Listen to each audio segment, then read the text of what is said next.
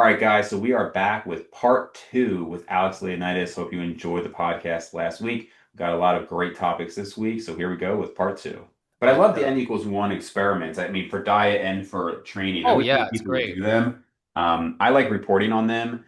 And the main thing is just like you said, it's just shown you how much doesn't matter that you thought mattered. Like maybe Hmm. 5 years ago, Alex would have said, "No, man, like if I drop my leg volume to this, they're going to shrink."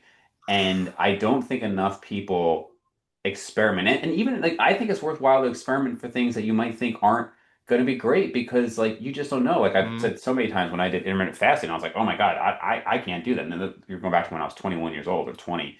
But it was like, oh, 3 meals a day, limited to 8 hours, literally had no negative impact at all. And I don't know if I would have believed it until I tried it. But over the Yeah, years, these N equals one experiments, I mean, part of it's from it's boredom, but part of it's just, sure. see what happens. Like we talked about at the beginning of this podcast, if you want to last in this game, you better be willing to try things out and diversify your training. And that's one thing that like you should be able to say, like, yeah, I tried low volume, I tried high volume, I did low frequency, high frequency. You should have some stories behind you. I tried Yeah. main gaining, I did bulking, I tried to shred down and gain muscle.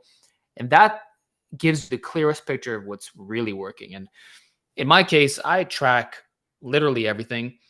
I track my diet, my numbers. I film all my workouts. There's not a single workout I haven't filmed since 2022.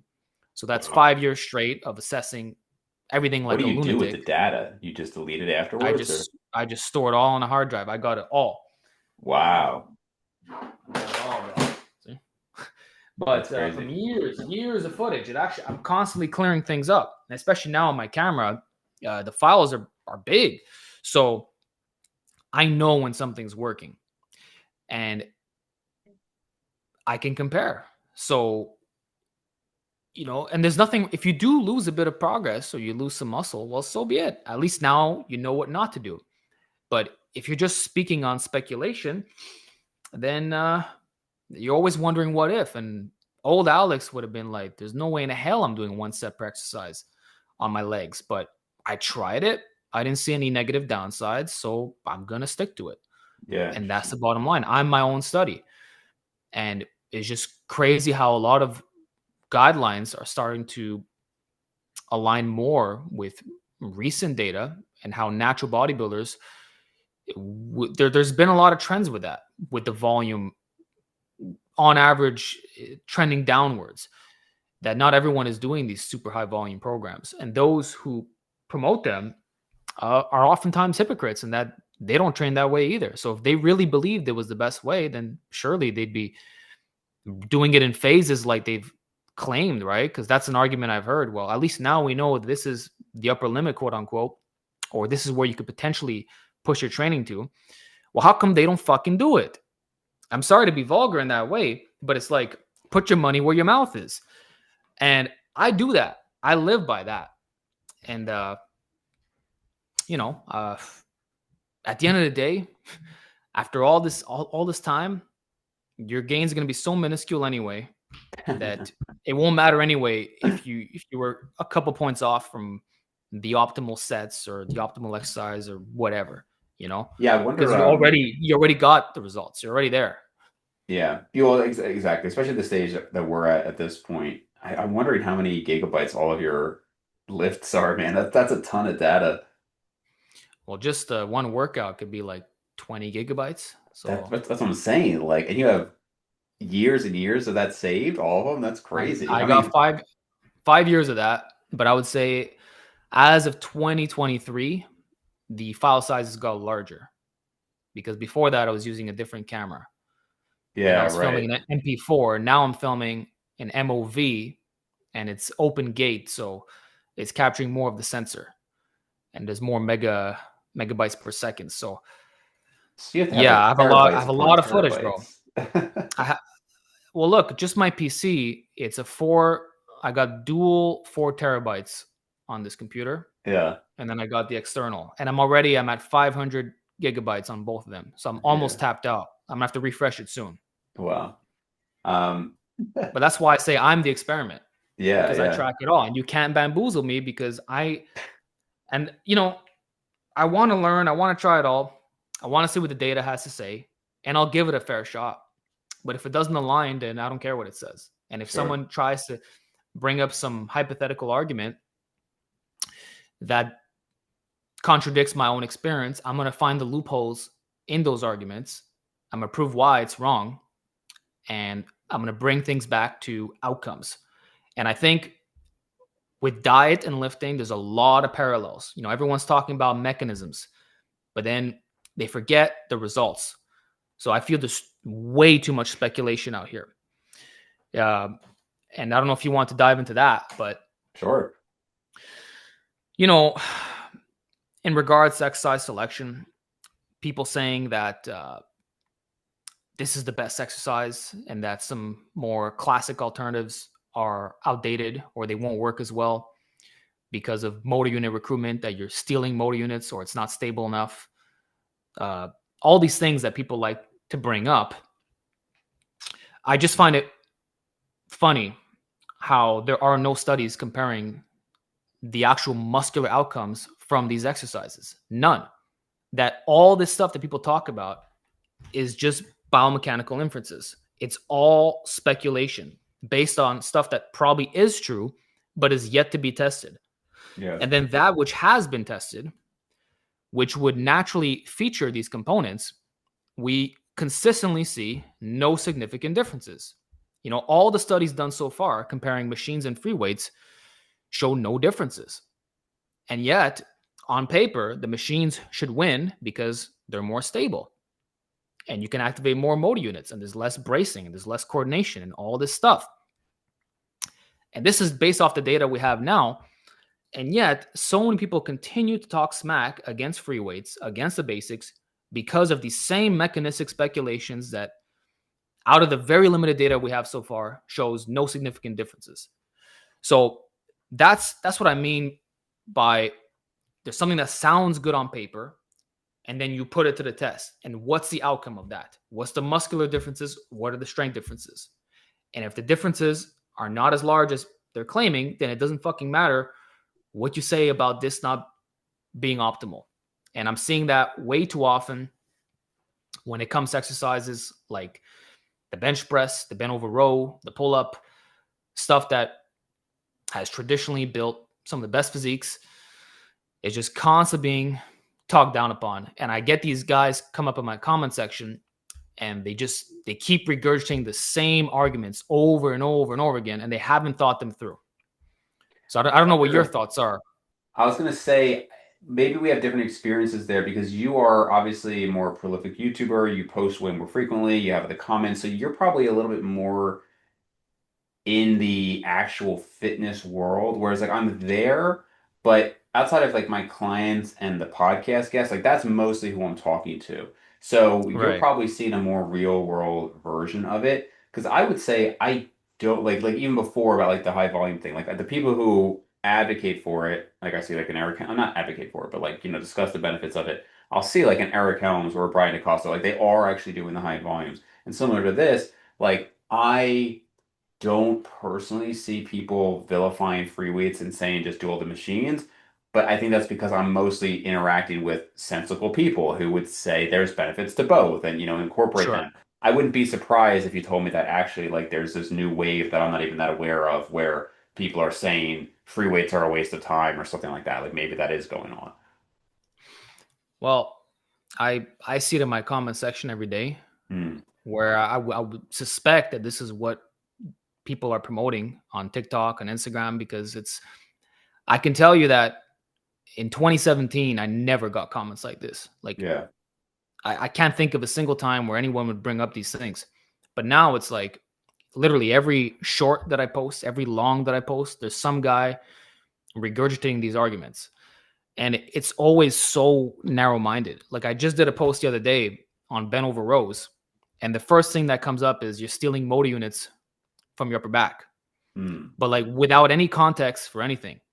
Like, where's the data to prove that that's true? For one, this is a mechanistic speculation, because I'm sure I'd like to see a study comparing bent over rows to chest supported rows, and I want to see the the muscular differences in the upper back. Let's do that study. Okay. Yeah. And I believe, and what's crazy is that we don't even have that when it comes to the back. It's usually just the limbs because that tends to be easier to measure. But it's like already we're basing things off a premise that is yet to be true. And then the other thing is there's all these other factors that, okay, there's the outcome. When natural bodybuilders get to row up to 3 plates, they have massive backs. So even if you are stealing motor units, does it matter if you already Yeah, I got to don't the end care. result? You know, or like let's say it's weak links that inhibit your ability to produce force. Well, if you develop those because you look at your program in synergy, wouldn't that uh, improve your ability to recruit motor units into target tissue? Maybe the reason why you can't is because there's an external limiter. Like if your lower back is that weak, like I'm sorry, but a person cannot tell me in good conscience that, like, if I'm doing good mornings with 400 pounds and then I'm doing bent over rows with 275, there's no one in the right mind. Okay. There has to be something wrong with you to even suggest that my lower back has a high proximity to failure, or that it was worked in such a way where my upper back is being robbed of the stimulus.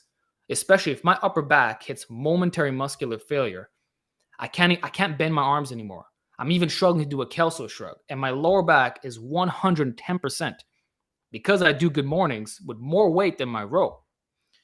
Then how the hell can you say that my upper back is not getting a good stimulus? That it was just, and I get comments like this all the time. Interesting.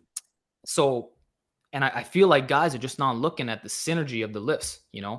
And maybe the reason why they can't train that way is because of their exercise selection being so limited. Or like they'll say, why would you do an A tier exercise if you can just do the S tier? Why would you ever go a tier down? Why would you ever mix anything up if these are the number ones? Right. And if you start thinking like that, well, say goodbye to training freedom. You can't do anything at this point. You're going to have a Right. handful of lifts and you're probably going to suffer from overuse.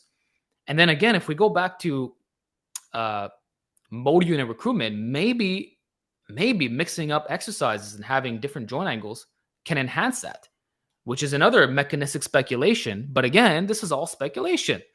Until we have data comparing the muscular outcomes, everyone is just talking out of their ass. So if you're going to talk, at least when you do so, speak with a bit of nuance. And that's what I try to do in my videos. And I'm not seeing it, man. I'm not seeing it when I look around, and it's quite disappointing. So that's my experience looking at this whole thing. Yeah, I mean, I'm all for I'm all for machines, and I'm all for like different styles of All for training. I everything. I do think, well, exactly. I think you'd be hard pressed to really prove. Again, prove is, I guess you get into like the definition there, but you would be hard pressed to really, I think, convince people who've been doing it for a long time that the basic progressions on the standard lifts over time is not going to lead to tremendous results. Now, obviously, you can get into different conversations on like the stimulus to fatigue ratio and Sure. could you get there a little bit faster and these things like that. I don't know if anybody. I mean, I'm sure there are some people who say only do free weights. I mean, I remember when I was getting into it, it was all about free weights, right? If you were doing the Smith Yeah. machine, oh man, I You were mean, looked down upon. oh, it's completely looked down upon. But any machines, and honestly, the arguments didn't make a lot of sense. Like, oh, like because if you involve your stabilizers, everything's going to grow so much more. And like, I don't think that's the case either. I just think that, Daniel Vadnal had said something. He said, some people they get so far away from any sort of athleticism that they're just like the optimal, quote unquote, optimal exercise in this plane with this Mhm. machine. And it's like, I'm sure it will work for hypertrophy, but it's not like the other things aren't going to work, number one. But then number two, I do think you lose something when you're just doing machines all the time. I I believe that as well. I know we can make the argument, well, if an exercise is more stable, then because your motor unit recruitment is high and you've trained the target tissue, then that should unlock the ability to excel at free weights if you go through a specialization phase, because now you have this muscle mass and you're good to go. And on paper, that would make total sense. But in practice, why aren't strength athletes doing this? That's my question. And the answer to that is probably because it takes years to master the free weights. And your technique's not going to be as good even if you have a good amount of muscle mass. Like you have to refine that groove. So you can muscle your way up to a certain extent, but at the end of the day, a guy who's only trained with free weights, his bar path is going to look a lot smoother than yours, and he might be able to beat you, all things being equal. So there's still a skill and coordination component. Let's be real about that. But that's why we also say that if you train with the free weights, it'll carry over to the machines. But I can't necessarily argue the other way around if we're talking about instant carryover. Yeah, And that's sure. why I can do a Smith machine bench press. And day one, I'm lifting the same freaking weight, like literally the same. But someone who only does a Smith, I guarantee you they're not going to have the same bar path on their bench, especially when the weight gets around 85% or so of their 1 rep max. Sure. It just, the bar path changes. And that's also why when you do things like the max effort method, or you can do some heavy singles in general, you got to find your groove. Well, that ties Even back going from a into, straight bar like to a Swiss bar, that changes the movement in space. yeah. Or if you throw on accommodating resistance, or if you do a pause versus touch and go. So all these minute details affect the coordination component, and therefore you're not going to have that if you just use machines. But Yeah. I, on the other hand, can jump in and kick most people's asses on it. So Yeah. Well, that's what Jeffrey Schofield said when he lifted with Daniel. He said, Daniel was a lot better at these free weight movements than Jeff was at the calisthenics because basically you're getting to more and more skill, right? So a machine, yes, almost no skill, free weights, a little more skill, calisthenics movements, a ton of calisthenics. skill. So then back to the difference Yeah, we were talking about with the handstand push-ups. and Daniel was surprisingly amazing with those workouts with Jeff. Like he basically mashed his numbers on most of the exercises, Hmm. and his form was pristine. You'd think he'd be doing them for years, but we have to point out that this is a man who can do planche push-ups, a planche, a straddle. You can do front levers, one arm pull-ups. Not easy to do, and when you're used to pelican curls with your body weight with long arms, what's an incline curl? Yeah. You know, so there's levels to this stability continuum, Have and the you most done extreme is going to much? be the calisthenics. Yeah, I mean, you just mentioned. I was actually surprised. I didn't realize that you'd done like the front lever stuff. I knew you had done plenty of weighted calisthenics. Have you focused much other than that, like on the skill calisthenics movements, like a planche and whatnot? I actually have not, because I really didn't care about it. I got into calisthenics because, well, for one, I was training at home, and my father kind of discouraged me lifting. He's like, build your base with body weight training, maybe do some martial arts, and then when you start lifting, your results will be that much better. So I just ran with it for like 3-4 years. Mm, So for me, it was all right. This is an alternative to weights. It's going to get me fit, get me decently jacked, and then I never let go of it. And then mm, as a serious lifter, I use it as a tool just to diversify my exercise selection. So it was I always had a bodybuilding, general strength, calisthenics mindset, and that's why I love weighted calisthenics right off the bat. So I didn't really do much skill work, but surprisingly, on the times that I've attempted certain things, I've been able to do so on day one. Like the front lever, I got it not through doing straddle front levers or banded front levers or tucked front levers. It was purely, let's get my weighted pull up to a high level. Let's do some front pulls, which is basically a dynamic version of it. mm. And then one day I'm randomly going to test it and see if I could do it. And that's what happened. Uh, Regarding the planche, I've done a straddle planche at 162 pounds. This was in 2023, I believe, or 2022, Okay. but it was very sloppy. It didn't look that clean. But if you would have given me a month of skill work, I can probably do it right away. And I would say even now I have the strength for it. Maybe I could do it now without ever training for this lift. But if I want to get the real planche, like not the straddle version, then I'd have to get more specific. But the point is, I'm still skipping several steps because of the absolute strength.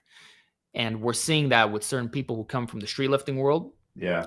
One notable example, this man named Ian Barziegel. I don't know Okay. if you heard about him.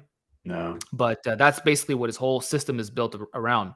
Just get really strong at weighted calisthenics, and then when you hit your ideal body weight, just make the switch to pure skill work, and you'll unlock the final levels much faster than if you never did the weighted calisthenics. Interesting. And Yeah. I completely agree with that. Even if the guy can't do those skills yet, I relate to it because I've already somewhat done that on certain lifts. And it's not easy, especially when you have muscular legs and you're not like a calisthenics specialist. You are a lifter first. So Yeah, because I if saw I Larry if I never Wheels. lifted, I would have been like 135 shredded or 130 shredded. So I'm Right, right. having more body weight here. Yeah, I have the shorter limbs and whatnot, but still, it's more impressive when you're a natural bodybuilder doing a planche versus just I'm a calisthenics bro and I don't train legs. Yeah, So yeah. Yeah, I saw Larry Wheels, obviously just totally insane that was strength. impressive. And he was able to do some of that stuff with zero, obviously he's a huge outlier and just insanely strong, but he was, Yes. I don't know too much about the definitions of like this is a clear planche or planche push up and whatnot, but he seemed to do close to it his first time, which is just insane strength. And I remember, I don't know if you ever like early YouTube days, could find like breakdancing and stuff like that. I remember watching when I was Oh like really yeah. young. And there was this guy, I think his name was Junior, and he was like, like I guess one of the best ever. And he did what I guess is actually a planche push-up. And I just remember seeing that as like a 14-year-old and thinking like that just looks physically impossible. Like how would you not? It just looks so insane to me. And Yeah. obviously now I know what that is, but I just thought that was incredibly impressive. So some of this stuff, it's weird because I don't know. I've talked about this on the podcast before. Like I said, one of the reasons I never found a marathon impressive is because I see all these out of shape people do it. Now, Yeah. obviously, it is tough and all that. I have zero interest in doing it myself. But I like if you can look like that and accomplish it, it can't be that hard. And for some of these calisthenics things, it's almost like I'll see like a skinny, like eighth grade gymnast doing this stuff, and I'm like, well, if this kid can do it. It can't be like that impressive. But I think that's not a good mindset to have about it. It's more like Yeah. the fact that you can do it it's almost like the equivalent of a more impressive marathon. So yeah, maybe completing a marathon isn't impressive, but if you did a 3 hour marathon, that's really impressive, right? And it's like maybe Yeah. if you're 110 pounds and you can do a planche, it's good. But if you're 160 Exactly. pounds, now it's really good, kind of thing. That's right. It's like if you compete in powerlifting and you're lifting similar numbers to the girls, but you still showed up and competed. Like you got a competition under your belt, and maybe you were the only guy in that weight class, and you got a medal. But it's like it's not really impressive. And the example with the eighth grader, how tall is an eighth grader? Like 4 feet or something? Maybe 4'5". They weigh Yeah, I like don't 80 know. pounds, so their leverages are super optimized. It'll never get better than that, Yeah. and their body weight is less than 100 pounds. So there you go. And it's it's common to see kids just hanging off one arm on the monkey bars like it's nothing. Yeah, I'm yeah. sure a lot of them could do one arm pull-ups without even realizing it. Probably. But or they could do just pull-ups for reps, but the moment they hit adulthood, it's like they can't even do one normal pull-up. So what Yeah. happened there? So there's layers to this. And yeah, you have a lot of like skinny fat guys competing in marathons, but then you look at who are the top one percenters, the best of the best, and they all have a similar physique, similar strides. Their technique is perfected, and we're nowhere near that level. Right. It's like there's the 1%, there's the top 10%, and you got the 1%, and there's the 1% of the 1%. So it's obviously more impressive the lower down you go. Yeah, for But sure. So yeah, I think with calisthenics, it's cool when you're jacked up, like you have a bodybuilding background, and you can do all these cool moves. That's what I resonate with. yeah, it'll be interesting. I want to try just regular bodyweight front lever soon and see if I can even do it. I think you can The do it. handstand push-ups, got to work on that skill for sure. A few of these things, like I said, I just think they look cool. I don't know what the end goal for this is going to be. Maybe I'll get injured and I'll say screw it all in like a few months. I have no idea. So far, it's been enjoyable enough though. Yeah, I don't see you getting injured with calisthenics.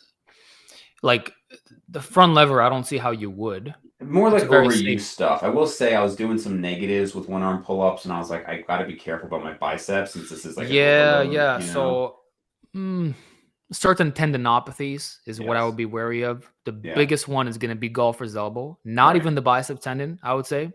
Actually, you're probably in a good position because you have a bodybuilding background. You've done a tremendous amount of curls with very heavy weight, and you've Yeah. done you know heavy weighted pull-ups. So the tendon strength is there. Plus, you're natural. You've been doing this for a long time, so I don't doubt that.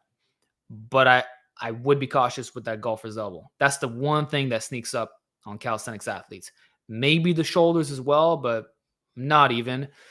Uh, because you're still learning a lot of these lifts, that coordination component is shutting off your ability to give it your all. So just off that, you're not straining your shoulders as much as you could be. Where it becomes more dangerous is when you're proficient, like Daniel. That's actually when your injury risk goes up because Mm. now if something goes wrong, it's because there was really a problem. So Yeah. when you're still learning the movement pattern, it's almost like a novice. A novice rarely gets injured on a bench press, but if your form is usually perfect and you're repping 3 plates, and then one day it's not, that's when you're going to feel the difference. It's the same Right. thing with calisthenics. Yeah, I mean, so far, no real injuries. Just I when was starting with it, my elbows were hurting. I definitely noticed I was Yeah, getting some elbow discomfort. That's kind of gone away, but I'm not doing like a crazy amount of it. I don't know how much time you have. I want to get a little bit into like the vegan and like the diet stuff if you have some we. time. I reserve my day for you, so we can talk as long There as we you want. go. There we go. Okay. Cool.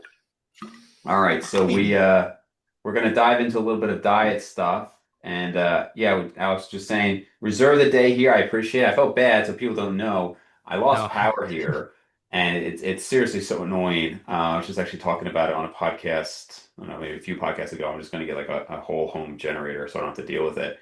But what I will say is I, you know, you've seen the post probably where people make fun of the 20-year-old who was like, "Oh yeah, like you have to want it," but they're talking to like a 30-year-old mom and like it's like, "Hey, 20-year-old, you have no idea like what this person, is going through and all that stuff like that." But I totally agree with because it's very easy to be like 20 years old and just, whatever. sure. I will also say though, the other side of it is I don't think it's good to make it seem like it's just fine to have these excuses for things. My example here is like our power went out yesterday, my business flooded. I was wondering about power being out there. I got Mhm. 12 employees. I got this huge thing, whatever. But this morning I got up at 5 a.m. and I trained legs in the dark, just like a little dungeon down there. And Respect. I still did it. And then later after that, I went and I ran outside. I did cardio. So like it's I do think it does ultimately come down. I'm sure, Alex, you've heard a million people who are less busy than you or will just find an excuse to not do things. And I think it's just the Mhm. difference between like, are you looking for a reason to not do it, or is it just part of your routine? Because I could easily see somebody saying like, if everything, the whole routine is kind of screwed up because of these external, Yeah. it's It just would like, have been in your case, it would have been so easy to justify not working out, yet you still did it. And it's either you want it or you don't. And there's no grays. It's black and white. That's it. Because if you really want this, you're gonna get in the gym no matter what. You will. It doesn't matter. You'll do calisthenics. You'll drive somewhere if you have to. You'll sleep an hour less. You'll do anything. And if you're not willing to do that, that's on you. But just be accountable. Just accept the fact that you weren't willing to do it. Not that you were too tired or you didn't have the time. That's all excuses. So yeah, I've never bought into that. Ever since I was young, I'm like, I just knew that was a crock of nonsense. So I don't even yeah. relate to the mentality. Well, that's the thing, and like, and I people say, oh, but like this or that thing. I mean, look, obviously you could have some crazy external circumstances. If we had a tornado here that tore my house down, I'm probably not working out that day, right? Like I get there's like these things that can come There's up, but extremes, but yeah, but for the most part, I mean, I can't tell you how many people who I know who like, yeah, I talk about my business. I have a friend who's got literally two businesses, both the size of my business, and two kids, two dogs, two cats, and he works out as often as I do. I mean, it's just, I remember, yeah, yeah. Anyway, The there's power, infinite yeah, the power differences. goes out. There's a snowstorm. I just find it weird that when there used to be snowstorms in my area, I'd be the only guy at the gym. Yeah. It's like, why can't you go there? Is the weather really that bad? Okay, you can't take your car. You can't walk to the gym. You know, I don't know, man. Don't want to cut into that But recovery with those extra steps, man. yeah, which most guys don't even do cardio, so it would be to their benefit if they Right, got them right. in. Yeah, so anyway, but yeah, I'm very glad we were able to still make it work today. So for people listening, Hell yeah, I went to go pick up gas to get, just like a portable generator going and everything. And of course, literally I'm at the gas station. I get a call, hey, the power's back on. I was like, okay, great. So we made it work. yeah. So I want to dive into the diet stuff a little bit. I think the last couple of months I've seen this stuff on like sugar diet, and of course there was a carnivore before that. Mm, Like I don't even know what Mark Bell is doing these days, but he popularized the carnivore diet, and then not just him, he was one of many people, and now he's mm. doing this sugar diet, which I'm only seeing a little bit more lately. You have been on a vegan diet for how long now? It's been a year and 7 months. Wow, okay.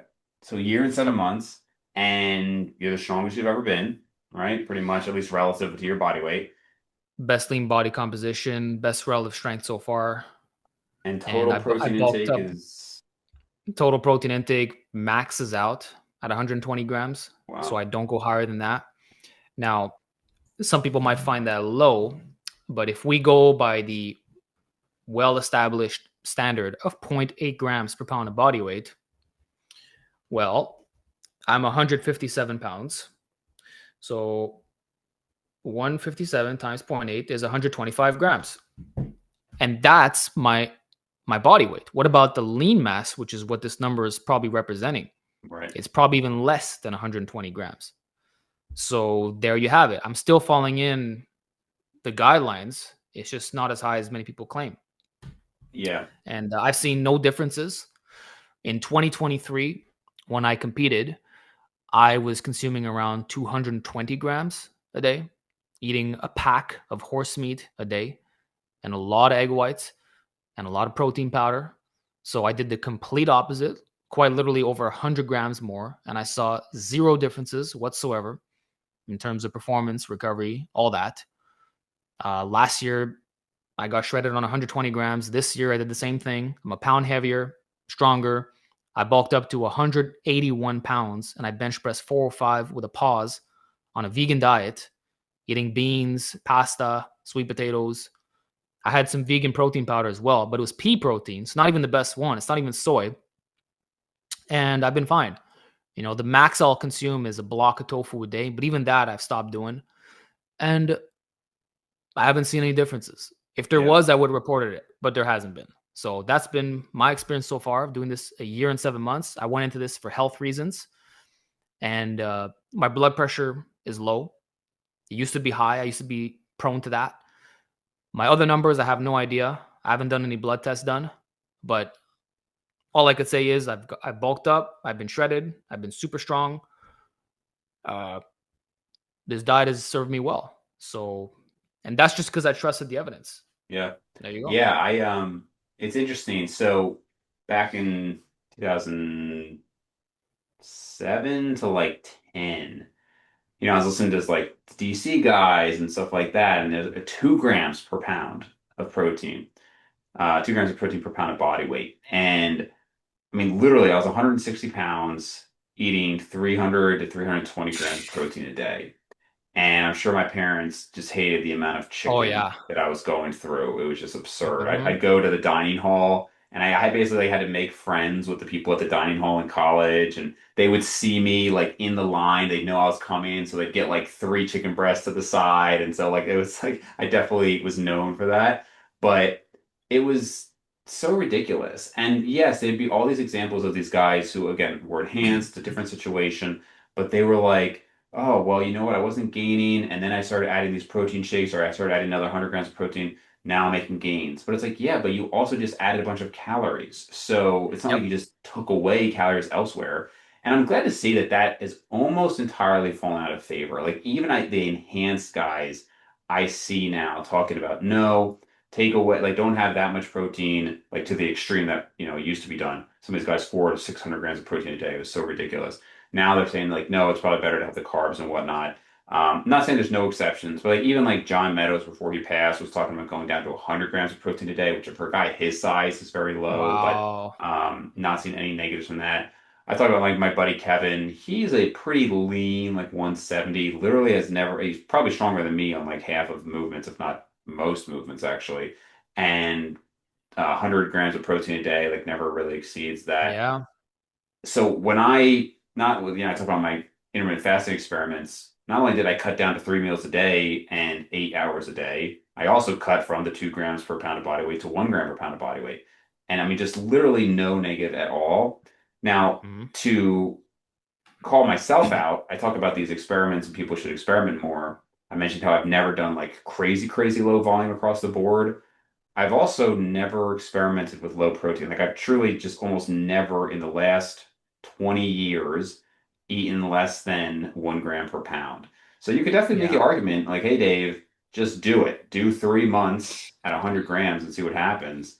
I think part of it is like you don't necessarily, again, are we looking to not lose or are we looking to gain? But if we're accepting that, hey, we're not gaining anyway, what's the Does harm? it matter? Yeah, what's the Like, harm in trying 100 grams?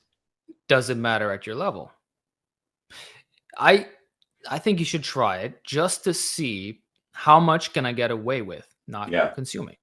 Because I've gone down that rabbit hole myself. I even at some point I'm like, you know what? Let's just stop with the protein powder. Let's even stop with the soy protein because there's always a trade-off with this, right? The more protein you have, and I'm sure you've seen this, it appears to raise IGF-1 and it turns on mTOR. So it's been hypothesized, or actually now it's been kind of confirmed that you can slow down the rate of aging, the speed of aging by restricting protein. So it's like if you want the maximum lifespan possible, you don't need this crazy high amount. It's probably better not to get that. But then it's like if you're a natural bodybuilder, uh, can you get away with that? Are you going to start losing muscle? So if you're following the zero point 0.8 grams per kilograms of body weight, which is what you would hear like in a general health standpoint, is that enough for a bodybuilder? So I actually tried that myself, and I did find that my recovery was worse. So that's like if you're consuming 60 grams or so of Mm. protein a day. Yeah, So quite a look, lot. I'm 71. I always got to do the math because I'm in Poundsville. Sorry, 1 second. Yeah, Uh, real good. 71 times zero point 0.8. That's 56 grams a day of protein. So I was around that mark. I tried that for a bit, and my recovery was not what it used to be. I noticed a difference. But am I benefiting my long term health by doing that? Maybe. Maybe I'm Did you not turning on lose mTOR. strength or you just weren't recovering and making as gains as much? Both. Both. Like it wasn't just minus ones, it would be like minus twos. Mm. And I would just be a bit more sore. So I don't care what these guys tell me. Again, because I'm the experiment, that zero point 0.8 per kilograms is not enough. But zero point 0.8 per pound absolutely is. Yeah. And I think the lowest amount of protein that I can get away with is around 90 grams. Around there, I can honestly say that it's comparable to 120. And then going beyond 120, I don't see anything. What I do notice is, like you pointed out, when the calories are higher. I think that's the biggest determiner. And also when you have more carbs in you. And I think that's one of the benefits of following a lower protein diet is that you can keep your calories lower. So you're maintaining like a lighter body weight, but then you can drive up the carbs. So ultimately, you retain better performance than if you're doing more protein with less carbs, and you stay fuller as well, and your work capacity doesn't go to hell. So I think that's a better balance. But again, calories are still your best friend because I can have the same macros. If I'm getting 400 grams of carbs with 2,000 calories or whatever, I can be closer to 600 if I'm in the 3,000s. And when you have 600 grams of carbs, oh my goodness, the energy is insane. So Yeah. it's still better, all things being equal. Yeah, I mean, certainly, and I actually like protein, like in terms of eating it. Like I like Greek yogurt. I like my protein powder. It's always amusing to me when I hear people talk about how it's so hard. Like Rhonda Patrick, I mean, again, it's a woman, she's not a Oh, lifter, but like, oh, it's just it's so hard to eat, 0.8 grams per pound of body weight or something. And I'm over here thinking like, what are you talking about? And not just her, many, many, many people say this. But again, from the time I was 12 to 14 years old, I had been yeah, used to eating that way. If you're used to like a yeah. standard American diet, I understand. So for But me, even sorry, to me, it's not go that on. hard. It's just not that hard to do it. Now, what is a little harder now is on the low saturated fat. Now I've got to be eating very lean, ground turkeys Hmm. and egg whites or whatever. So it's just less palatable, right? But when I could have full fat, whatever, ground beef or something like that, easy. So it is still probably a little bit tastier to have more carbs and fat than protein. It's cheaper Definitely. if that's something that you care about. You could probably save a little bit of money by eating there. So like there's almost no downside. I think for me, where it start to feel a little bit uncomfortable, again, this is more just mental. Under like 150, I'd be like, okay. But like again, would there be a harm in trying it? Not at all. And I could just easily just do 3 months of that. Honestly, I don't. I think, yeah, capping it at 150 would be a great starting point.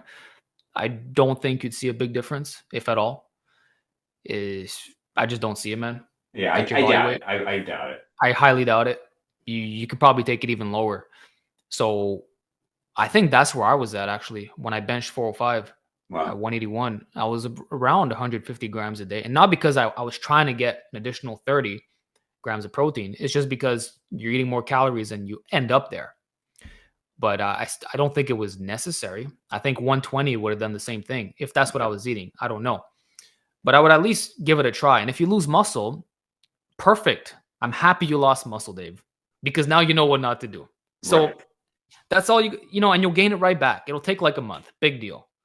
But you Yeah, won't know it until you just try. wouldn't matter. You know what I think part of it is for me is despite my constant rhetoric that like, hey, it slows down and all these things and it doesn't really matter at this point, I still have these goals that I'll put out or these Yes. experiments. So it's like, okay, like my Ah, back was bothering me, right? And I actually was considering because it actually got to the point that it was pretty significant. And I was like, well, my career is very much dependent on my back. So I'm like, I was literally going to say, let me take off a month from the gym. And I just didn't do it, but I considered it. um, but I was like, oh, but I don't want to do it because this is when I was doing it was like an 11-week iron neck experiment. If you saw that, I did 5 days a week of iron neck, 4 to 5 days a week. And I was like, well, I'm doing that experiment. So I don't want to take off now. I got to finish the experiment. And then it was like, oh, but I was doing this higher frequency calf thing. And right yeah. now I'm doing the calisthenics thing. I got these so it's like there's always something, even if it's not like Yes. I believe I'm going to gain more muscle. I'm always doing these things that I don't want to mess with. But Yeah. that's just kind of arbitrary. And like obviously, like you say, I would be so shocked if anything below or anything like 120 and above would be an issue. So zero point 0.8 grams would be like about 145, 146 grams of protein per day right now. But honestly, I would bet that even 120 would be totally fine. Look, Just because of how many people I've heard say the same thing. if you're telling me that these other bodybuilders you've spoken to who are heavier and taller than me are getting away with 100 grams, then yeah, you can probably go even lower. Yeah. So, but I feel you on wanting to try different things. And again, it goes back to this natty limit talk. It's like we don't want to admit that we're closing in on our peak. It's like even now at this age, I'm like, it's impossible. Like, come on. Surely the next 10 years I can keep getting that much bigger. And in my heart, I want to believe that. And maybe I will. And I freaking hope so. Yeah. I hope that if I gain a pound of muscle a year, I put on 10 pounds of muscle. I would pray for that. But I don't know what to expect. But I'm gonna try I and we'll think you see what still have a little happens. bit left. I mean, this is what I always try to emphasize when people tell me, oh, this guy's making gains, this guy's making gains. I'm like, look, there's a big difference between year 12 and year 20. It's not the same thing. Yeah, Most people haven't started like when I did it, literally like 12 and then very intensely at 14. So when I say I yeah, it's capped out at very like 28, 29, that's still 15 years into it. ugh, But Jeff Schofield, I mean, he's only at year 10. He could still keep getting bigger. that's the thing. He You started know, at 25, 26 something as a like skinny that. marathon runner, so Yeah. he's lucky in that way. I envy him. But because me too, I started, I don't know how was I 15 or 14? I don't remember how old I was, but it's been a while. Yeah, but I think you So still have a little bit on the table. And also, while I still stand by what I said before about it's not like just because it's not like, oh, now that I start bodybuilding training, it's going to be like crazy, but there's still some, you know what I mean? Like you yeah, probably still have a little bit there. So that's still cool. yeah. I do believe that my side delts could be bigger for sure because I never really pushed the limits of lateral raises. Like I could do that. I could do 58-pound dumbbells for sets of 8, but on the cables, I'm doing 80 pounds on the line cuff lateral raise. I can probably get it over to 100 pounds. I Jeez. don't doubt that. I don't even understand lateral strength for some people because like Brian Borstein was doing like 40s, and I'm like, bro, all you people, I'm shoulder pressing the same, but and maybe I just go too strict on them, but dude, I do laterals with like 20 pounds. Like, I No, don't then know. you're doing them straight. You're doing them straight. But if Yeah, I, but you see, even and it's also the arm length. Okay, yeah, it's sure. like when I'm doing a straight arm lateral raise, it's like you doing a bent arm lateral raise. I'm sure there's Right, not a right. big difference wingspan wise. So that's Sure. and obviously when I do it with the heavier sets, it's with some momentum. I'm leaning forward. Yeah, I'm doing it yeah. like this. If I do it really strict, I'm lifting 30 pounds, Okay. but I'm hitting sets of 20 with those 30 pounds, Yeah, and yeah. there's nothing going on there. And if I do the chest supporter version and leaning in at an angle like this, then it's like even 10 reps is difficult. Mm. But that's like doing it with control and fully straight arms, everything. But yeah, I think there's still some progress to make in my case. But again, it's you're refining little areas. It's not, oh, I'm gonna put on 5 inches on my chest. I don't see that happening. Or I'm gonna even the arms. I don't know because now I'm realizing that every time I cut back down, my arms are the same size. Sure. So it's like when I first got the 17 inches, then the 17 and a quarter. I remember this was a podcast we did like 2 years ago. Yeah, I'm yeah. like, oh, for sure, my next bulk, they're going to be at 17 and a half inches. Didn't happen. So, not to be defeatist, but I don't think 18 inches is in the cards for me. Yeah. And even 17 and a half, I don't It know. just depends on I your don't know if body it's weight, there. but yeah. Yeah, it depends on your body weight too. But Or I body again, fat, I excuse bulked up me. again. I bulked up again this year, and there was no difference in arm size. So they're kind of plateauing, which I'm happy with how far I've taken them. But So I'm looking at we all have our areas that are closer to their potential than others. yeah, So it was our second podcast with Jeffrey Schofield. So this is actually your sixth appearance. First two were with sheesh. Jeff, and then four solo. So I had to find out the date of that. Actually, I'd be very interested to see um, when that Yeah. was. But yeah, so you're right. Probably a few years ago at this point. Because one of my topics I have written down here is Alex's 17-inch arms and what you did for that and Yeah. all that. So yeah, yeah. Man. No, it goes by really fast. 6 times. Wow. So our first podcast with Jeff was 3 years ago. It's the actual date, January 3 years ago. 22nd, 2022, which I think, yeah, that was the first time you were on the podcast. So 3.5 years ago.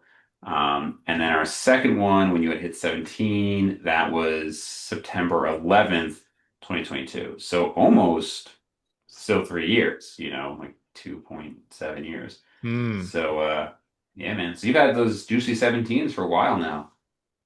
Yeah, I got the 17s and then I got them to 17 and a quarter in 2023.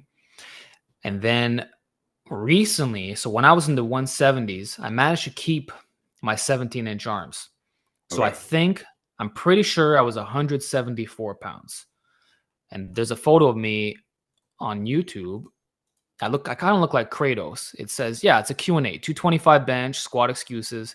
In that photo, that's what I weighed, 174, 173, and I still had the 17s. Mm. Now I don't. They're back to like 16 inches. So that's what happens. And there's nothing I could really do. So, Positive I'm trying to get imagery, these biceps man. bigger. What?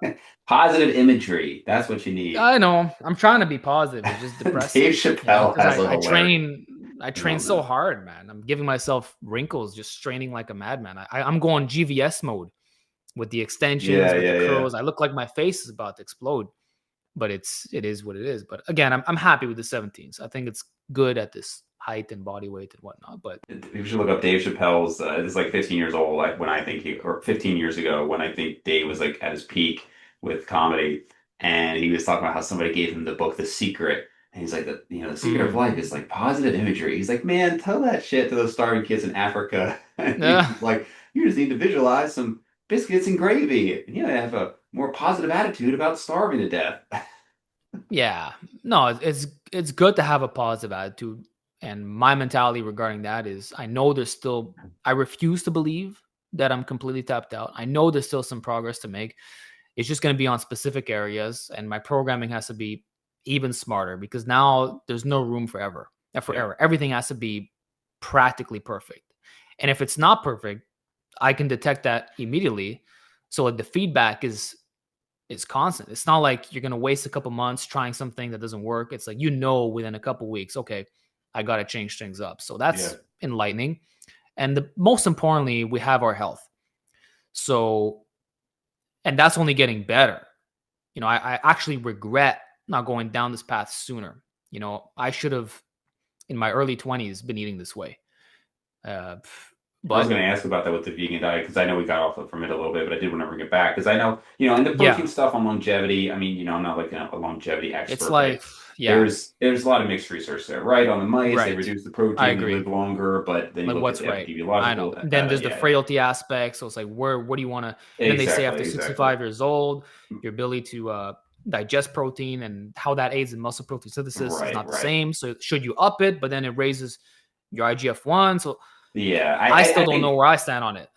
yeah, you can get into a whole rabbit hole. The reality is, I don't think it makes not that it doesn't make a difference. It doesn't. I think it's not the most important thing. I think if you're getting sufficient protein, that I don't think you should be like barreling it like that. I think you should be having 200 plus grams if you're a 100-pound woman or Sure. something like that. But anyway.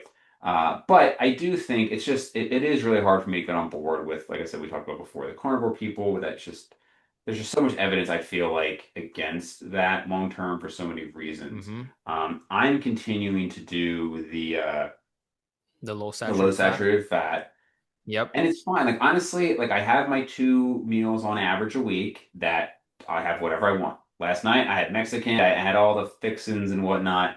I'll do that twice a week. I think I don't know if I mentioned to you the last time, but I did actually start a very low dose statin. So I'm taking half Yeah, you told me of that.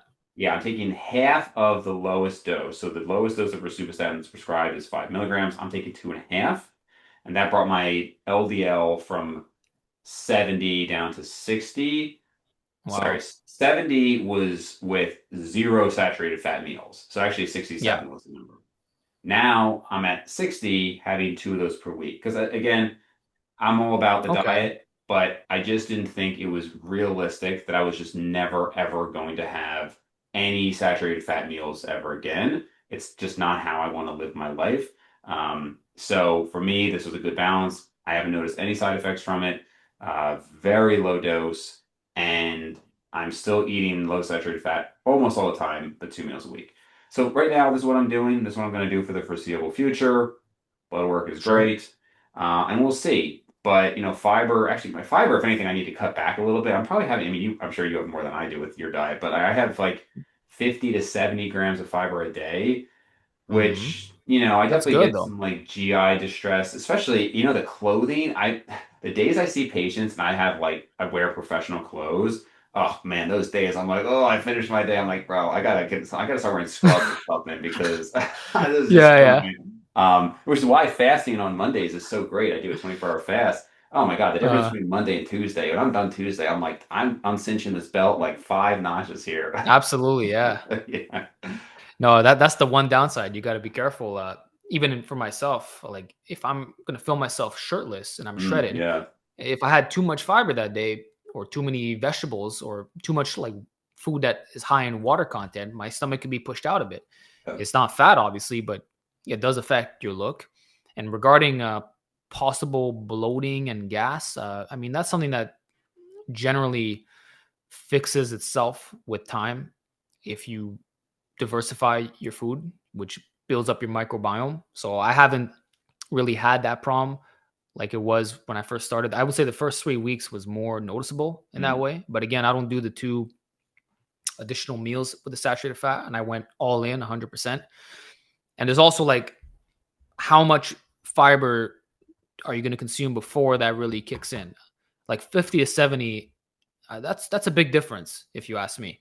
Yeah. It's quite like if you're doing 50 every day, I don't think that's a problem.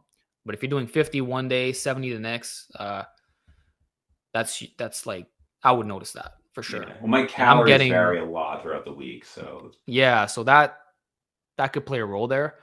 But I'm probably getting 85 grams wow. a day, you Now, know? are you just, I know you said you're 100% on this. So, like, you go out to eat to a restaurant. I mean, you're just 100% vegan, 100% healthy every single meal. You never veer off holidays or anything like that. So basically, but for holidays, I'll have the substitutes, which are still going to have some saturated fat in there, but it's going to be obviously less. And the data that I've seen comparing the the, like the normal food versus the alternative tends to win out. So that's where I'm In terms putting of my what you're money at. saying, it wins out how?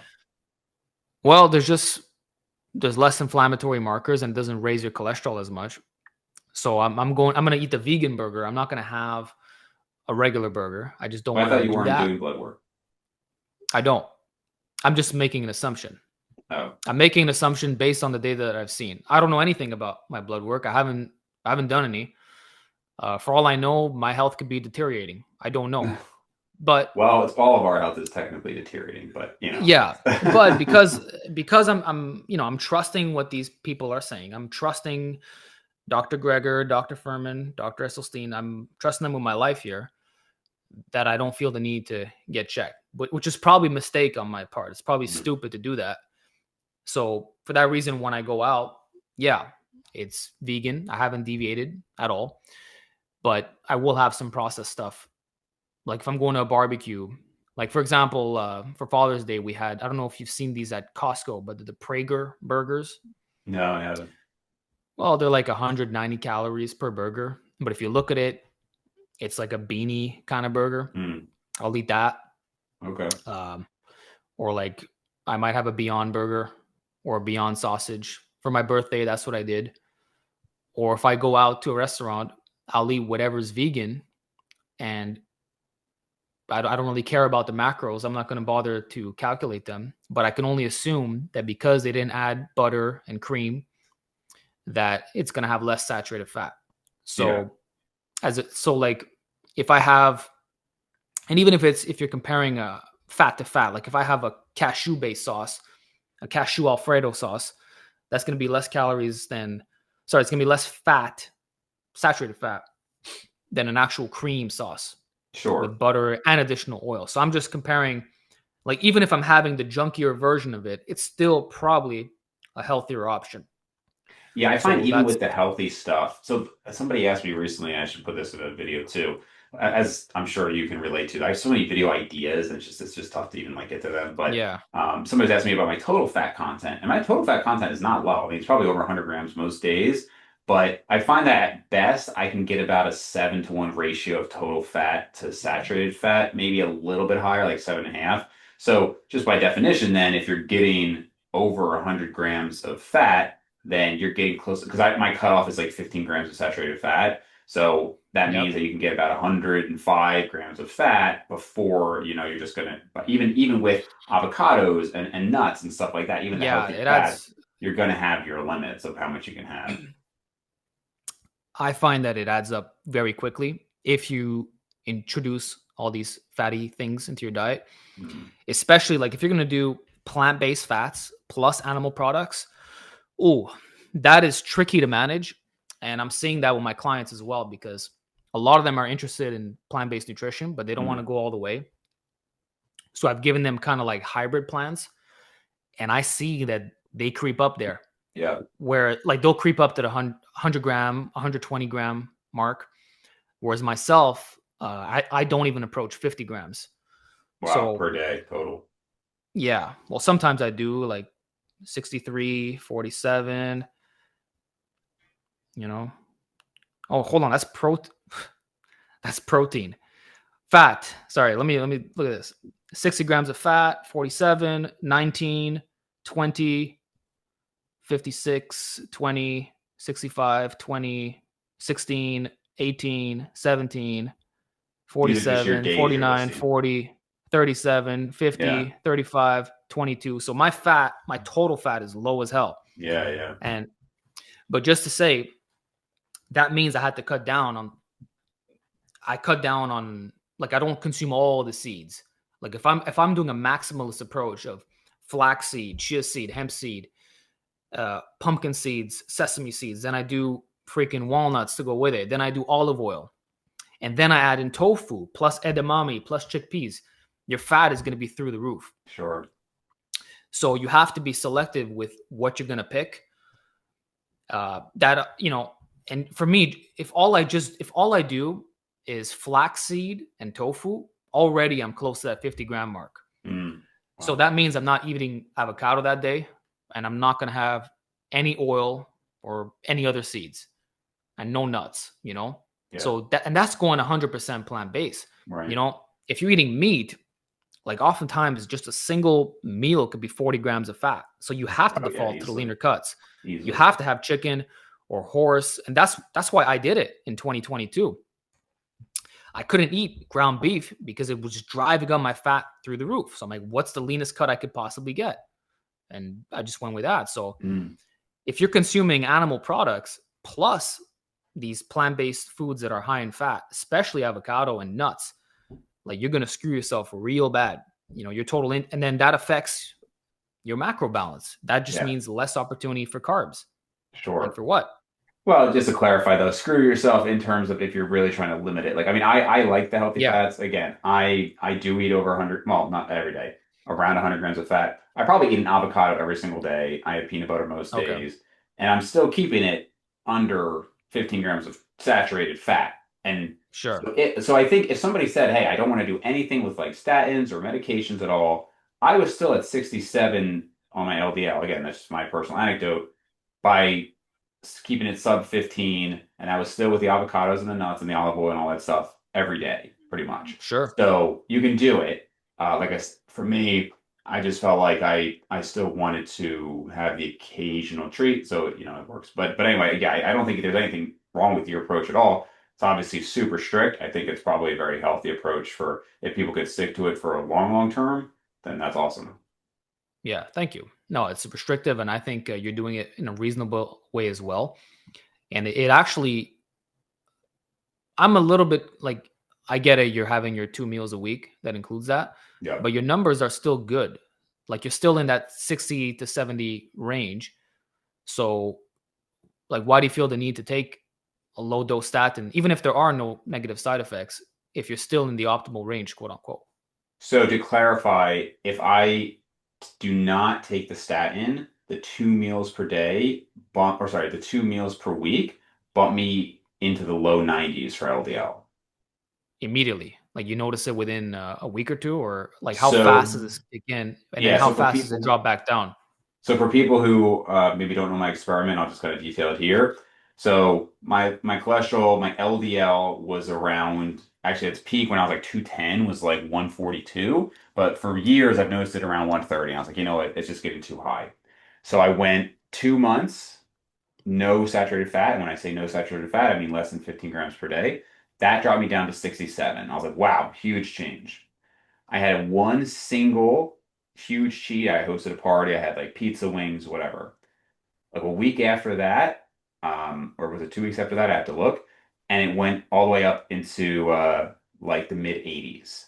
So I was like, wow, one cheat, and 2 weeks later, it was still in the mid 80s. Okay. So then I said, okay, you know what I'm going to do? I'm going to do still no medication or anything like that. 2 cheats a week, substantial, but not like as big as that one was. That brought me in, and again, I did that for a couple of months. That brought me to the low 90s.